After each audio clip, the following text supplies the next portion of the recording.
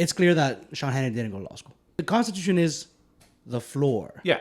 There can be no other laws that contradict those minimum requirements, but they can have, and they have for many, many years, additional requirements because you're the legislature. You create the laws. Yeah.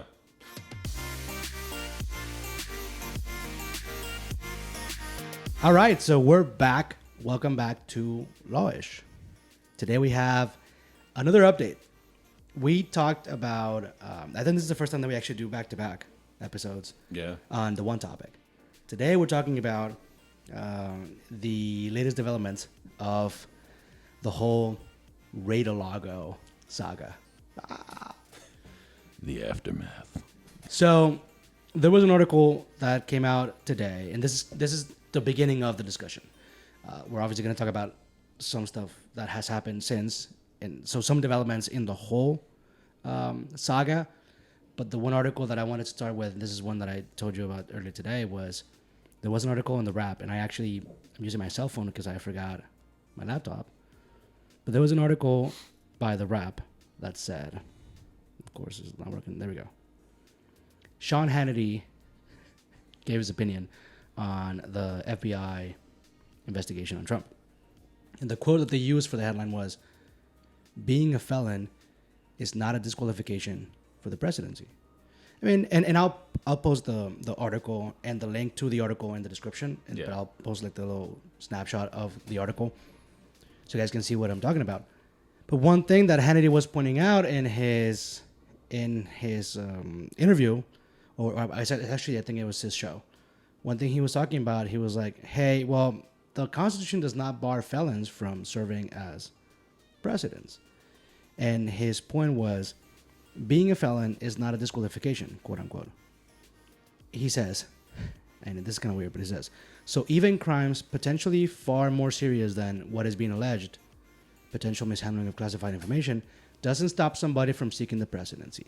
And his argument was that, if it was Democrats or if it was like a political thing, a political stunt to prevent him from running, he was saying, and this is, I'm quoting, "If they think that they're going to somehow make this about Donald Trump and prevent him from running from office," that's literally what it says, "well, they obviously have not read something called the Constitution." Yeah. Because the Constitution is pretty clear on what qualifies one to be able to run for president. And then this is a continuation of the quote. "In other words, even if Section 2071, which is the one that we talked about in the last episode, even if that section in the Federal Penal Code has penalty provisions upon the conviction that a defendant shall forfeit his office and be disqualified from holding any office under the United States, okay, but we do have something called the Constitution, and the qualifications for one to be president of the United States, that is very clear and enumerated, and you can't alter it by any statute precisely because our framers, in their wisdom, didn't want the executive branch dominated by the legislature, as would happen if Congress could disqualify any incumbent or potential president simply by passing a law." That's kind of everything that I wanted to quote. It's clear that Sean Hannity didn't go to law school. Yeah. that's the conclusion of that. But I'll let you pitch in why that's the case. Well, I think it's interesting that he even argued that. I mean, it's almost like he's not concerned. And again, I get the whole it's a political witch hunt, whatever, but that he's not concerned if a president or a ex-president were to have committed a felony. It's like, oh, it doesn't prevent him from running from office. It's like it should be concerning.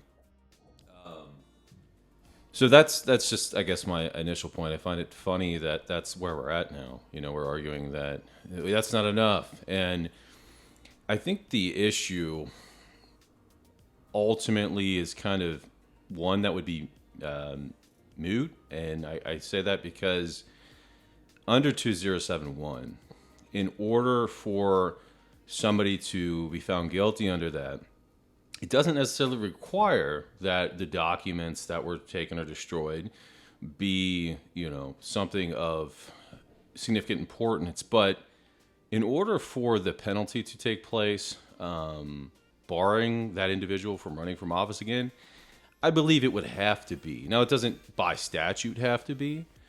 And I think if that were the case, and what we're seeing play out now, at least as far as what the media and the information we have so far that has been given to the media, suggests that the documents that were taken again weren't love letters that we were talking about before. Right. These weren't, drawings of Air Force One that he designed or had designed. Yeah. These are much more serious documents, which, if nothing else, aside from the constitutional argument, I think is getting into potential 14th Amendment issues and other avenues that there's no question, that Congress can regulate. The Constitution itself says they can. But first we'll touch on his just general comment before kind of diving into, I guess, the 14th Amendment. Yeah. Yeah, I mean, it's almost, he says that in the Constitution, when you read that, it's just general minimum qualifications to be president, right?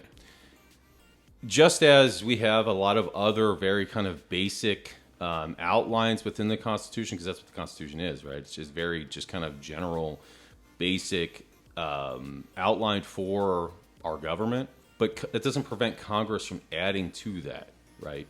And the Constitution is the floor. Yeah. It says the minimum requirements. So you have to be born in the U.S., be a U.S. citizen that was born in the U.S., and be older than 35 years old, or I think at least 35 years old.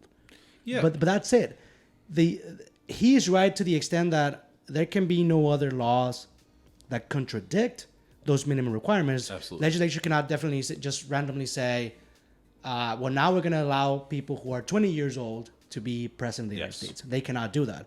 But they can have, and they have for many, many years, additional requirements that do not contradict that, because you're the legislature. You create the laws. Yeah. I in some ways, like, if you compare this to the Second Amendment, because I feel like that's kind of, he's drawing this idea from what he sees there, or something that's similar to that situation, but it's like, we know very well, and the Supreme Court has made very clear, that states and Congress can regulate, even though you have a right, and that's saying you have a right to be president. I don't think anybody necessarily has a right to be president within the Constitution, but assuming even that was the case, with the Second Amendment, and you have a right to, that's very clear now, with the cases that have come down, there are limits to that. They can set limits outside of what is stated in the Constitution. So I don't know where he's getting this from. Now, it certainly is an issue that would obviously be challenged when Trump were to be prosecuted, found guilty under 2071. Absolutely, you better believe it's going to get challenged. And we have a conservative court. If he has Sean Hannity as his attorney, he's going to lose. Because I think you're giving Sean Hannity way too much credit. I don't think, because you're saying, like, I don't know where he's coming from. Well, he just doesn't know the law. He's not a lawyer. So he goes in the Constitution, he's like, oh, well, he fulfills the requirements. That means he can be president. No, bro, that's not how it works. No, when the other law is specifically saying, if you are a felon convicted of these crimes, you cannot hold office, in the United States. That does not contradict being born in the U.S. or being younger than 35 years old. But like you said, it's not a right to be president. The reason I say that is there has been other issues. So there was, in that same article, there was I forget the name of it, some institute which is filled with attorneys who said that he has a point or he's right. But they looked at it in a way that was like, there's been other cases, challenges to restrictions within the, who can run for office, but that was usually congressional or some sort of local legislative position, not president. And within that, they did, in fact, somebody who was a convicted felon tried to run again for office. And there was discussion on that, whether or not that could be something that, prevents them from running from office. And I'm not saying he's got a good point. I don't think he does at all. But I'm just saying, it's obviously, it would be challenged. We've seen much dumber things get challenged. And it is kind of like all of this right now is unprecedented. It's stuff that has not ever needed to necessarily be challenged in the past, because we live in this crazy world right now where we're seeing all these new laws that, again, some that don't even have enforcement provisions in them, because clearly they didn't really think this was going to ever happen. And now we're stuck. Oh, what do we do now? But yeah, it's like, again, them laying out those kind of minimum criteria does not mean that Congress then can't regulate it. The way this would really play out in this scenario, if this were to actually happen, which, again, there's a lot of ifs if we ever even got to this point, a prosecution under 2071 would have to be something serious. Yeah. Garland's not going to prosecute Trump for taking some stupid documents home that nobody cares about. We got him back. That's why he still would have probably went in there and got the stuff. It was important. Now, the country has those documents again, especially the classified material that we know some of which was highly classified. But as far as the prosecution goes, I don't think that's going to happen unless there was some significance to those documents that either led to material, again, that ties Trump to potentially something that the January 6th committee is investigating, or something along those lines. And if that were the case, that would fall within the 14th Amendment. And there's two sections in there specifically that I want to kind of point out. And Section 3 says, quote, "No person shall hold any office, civil or military, under the United States or under any state who, having previously taken an oath to support the Constitution of the United States, shall have engaged in insurrection or rebellion against the state," end quote. So if he took, let's say, there's been some speculation that some of this might have had stuff to do with potentially nuclear information. Well, that would certainly probably apply under that. Why else would you take that material unless your intentions were to potentially profit from it or give it to another foreign actor or something like that? Or if it were something, again, that potentially tied him to what led up to January 6th, that would apply under that. Any sort of material like that directly applies to this, which then the Section 5 states, quote, "The Congress shall have the power to enforce by appropriate legislation the provisions of this article." It goes on from there, but that is exactly what Congress was doing in some part with 2071. So regardless of his argument, I don't think it's going to matter at the end of the day, because when we get to that point, even if this Sean Hannity, professor of law, was able to somehow, that were a legitimate argument, which I don't believe it is, at the end of the day, it's not going to make a difference, because they certainly have power to enforce, 2071 certainly is applicable and is a way to enforce the 14th Amendment. So, and the irony is that power to enforce those laws comes from the Constitution. Yes. That little something Exactly. that Hannity was referring to. Exactly. To the contrary of what he's saying as far as what you can and can't do as far as criteria for running for president. So this is very much laid out in the Constitution. And to your point earlier, the very basis of this, the supremacy clause, and obviously, federalism and everything else is, Congress can't pass an act that goes against the Constitution or is in conflict with the Constitution, because the Constitution of the United States takes precedence, the highest, obviously, law of the land. But it's not as if the Constitution says these are the only requirements Congress or anybody is allowed to, impose on becoming president. If it specifically said something like that, okay, yeah, then putting additional, requirements would be in conflict of that. This isn't in conflict of that, because it's keeping those requirements by the Constitution in place. Now, it's still going to obviously get challenged. The funny part is, and this is kind of bring us to the other part of our conversation, is Trump actually was on video saying that no one is above the law. Anybody who is in office and takes confidential material is going to be prosecuted. In my administration, I'm going to enforce all laws concerning the protection of classified information. We also need the best protection of classified information. That is the worst situation.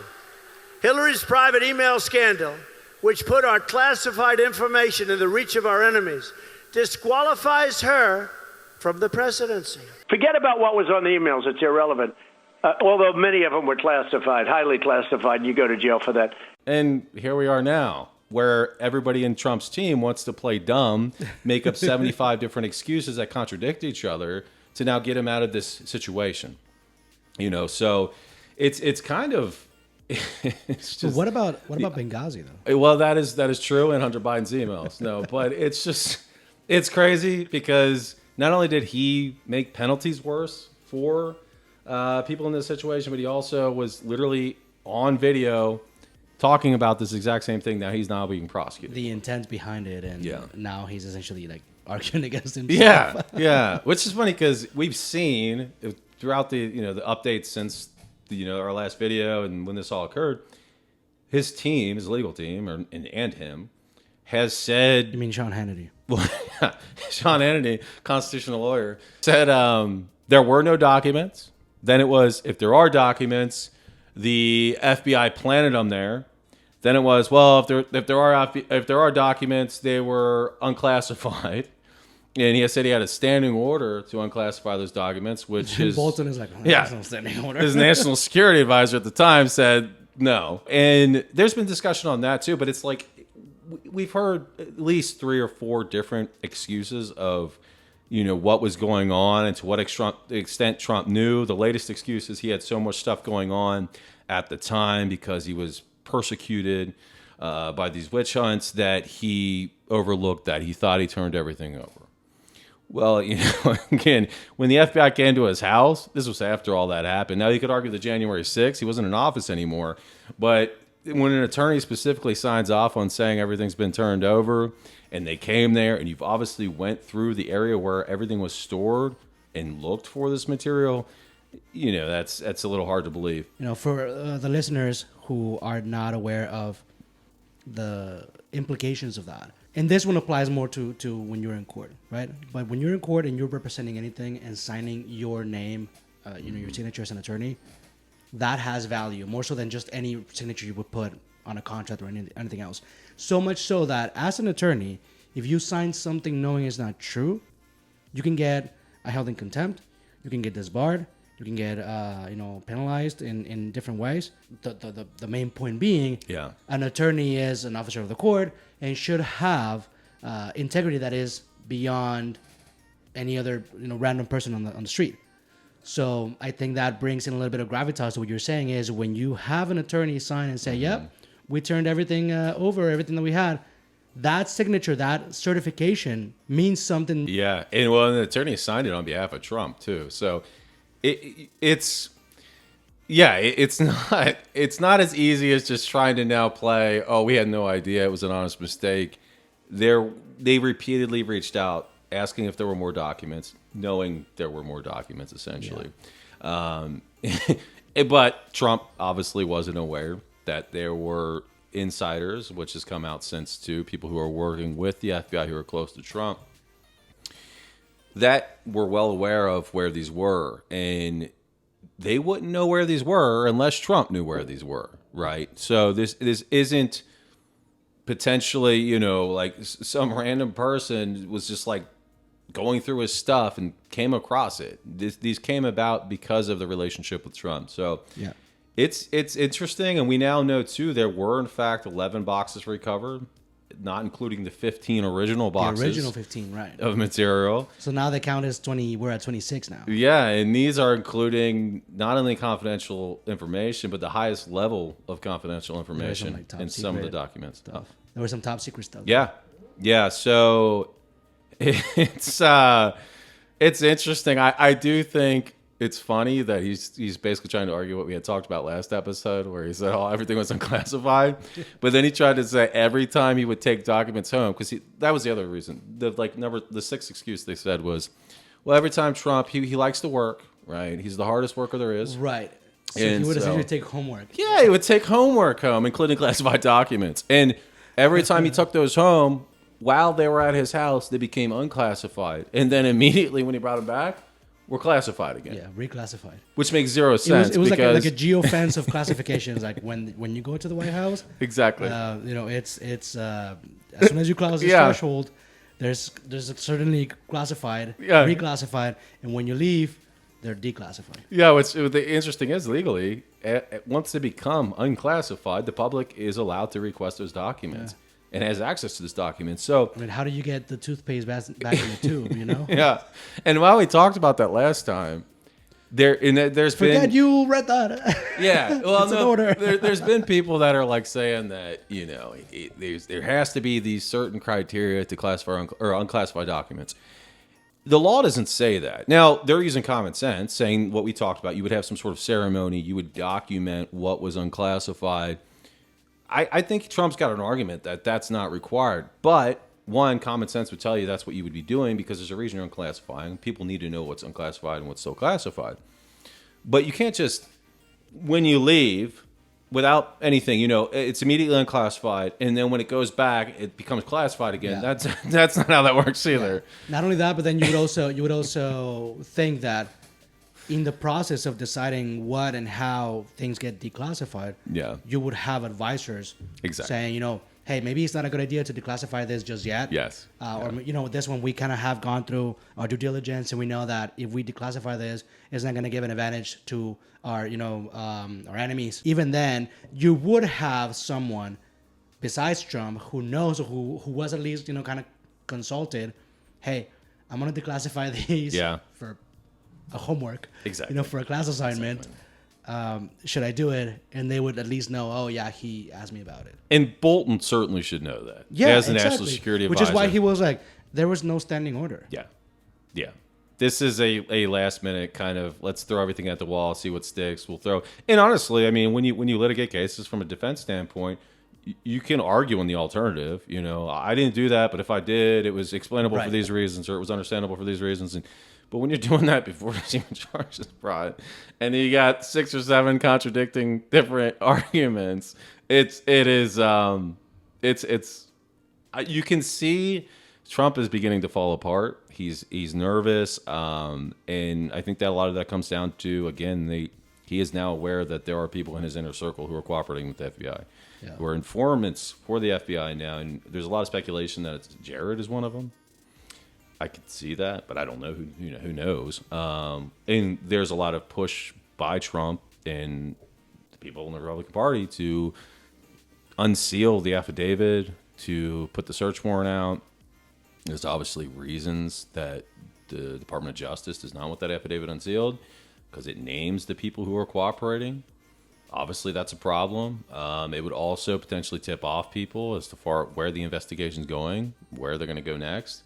Potentially lead to witness tampering, destruction of evidence, all types of other issues. But that's what they're pressing for now, is to declassify the affidavit that ultimately led to the search warrant. I don't see the court doing that. That would be horrible. And as Garland said, that sets a precedent then for future would-be cooperating witnesses. What are you going to tell them? Oh, you're safe. Don't worry, it's fine. This is going to be anonymous or whatever, and then all of a sudden you're and then blasted out. Just kidding. Yeah, so... Especially now when we have seen so many times where just the FBI raid itself. Yeah.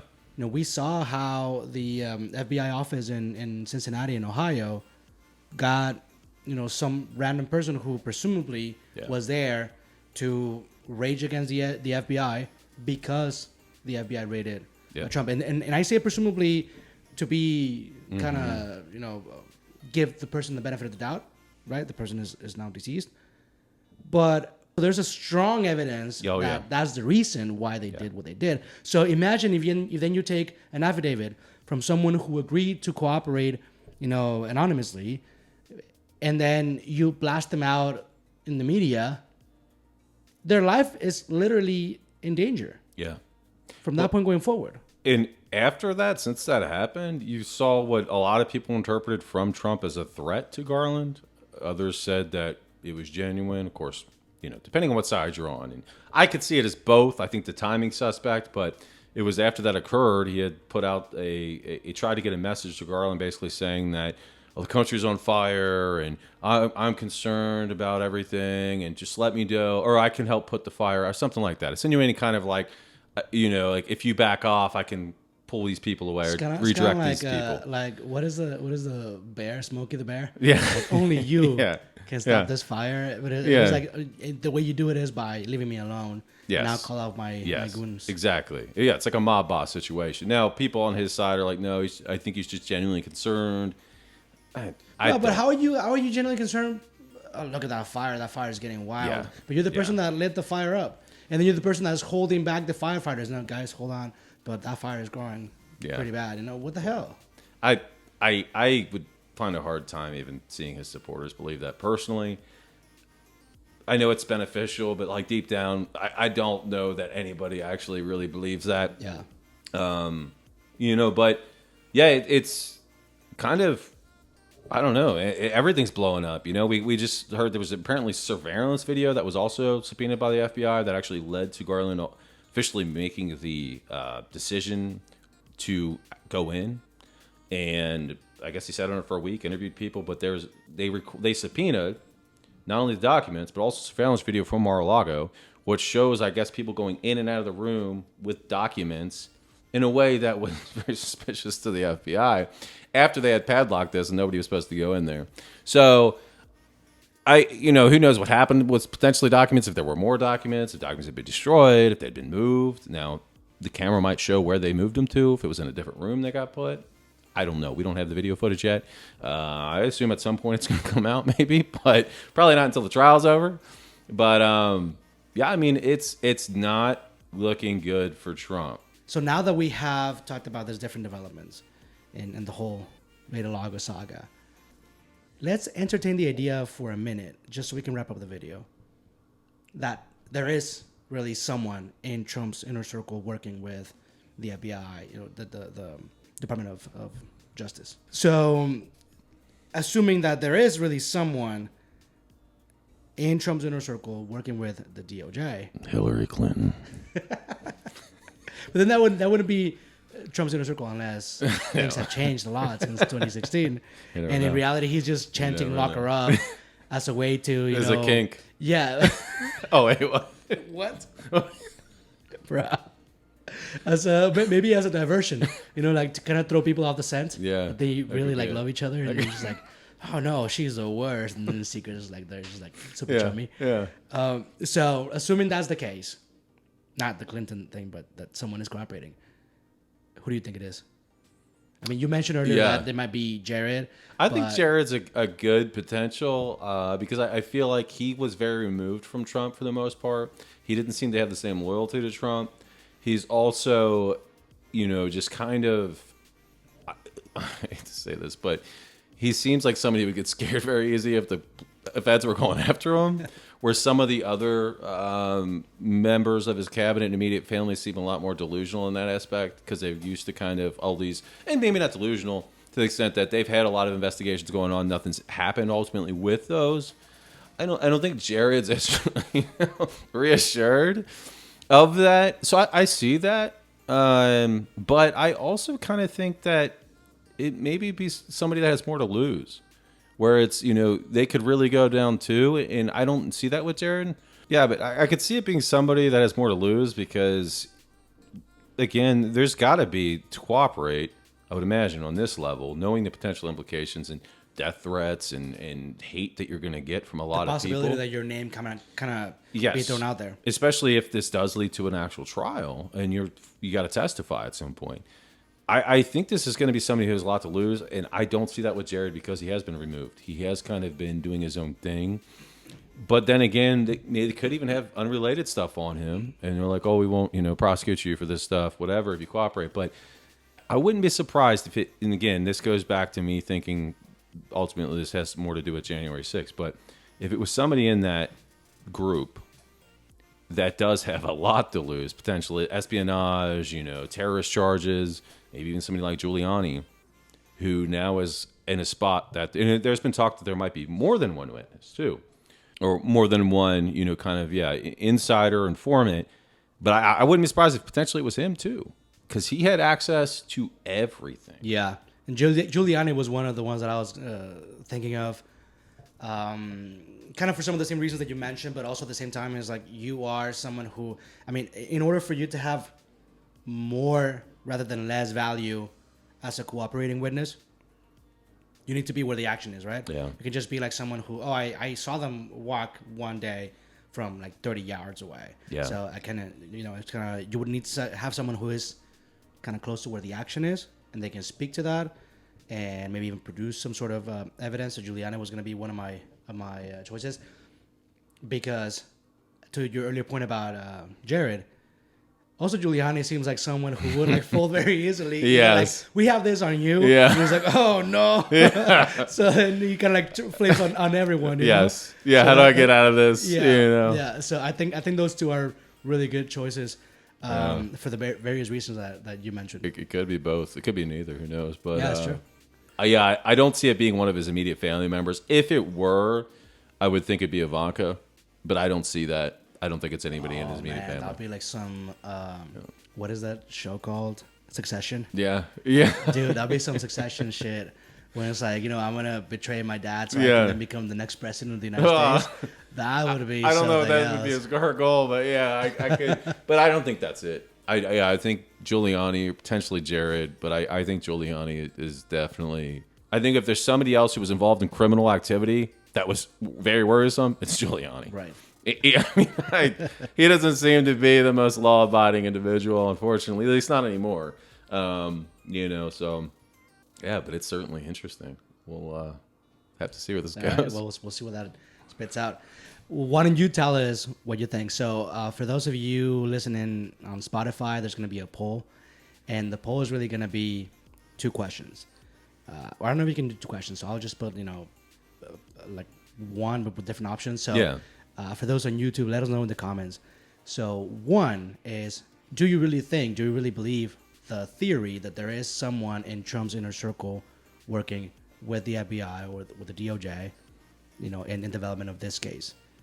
And if you can say yes or no. Yeah. If you do say yes, who do you think it is? Kind of put a name on the comments. I'll see how I can work the Spotify poll to include that. Yeah. But, just let us know, because I think this is going to be interesting. And at one point, we're all going to find out if that is the case. If there is someone, and if there is someone, who that someone is. It may not be in the immediate future, but it'll be forever in the comments of the podcast, and you can claim some bragging rights, I guess. All right, well, any parting words? No, I'm interested to hear what everybody says, though. Okay, well then please do let us know in the comments, and thank you again for joining us for another quick episode. This was Lodge.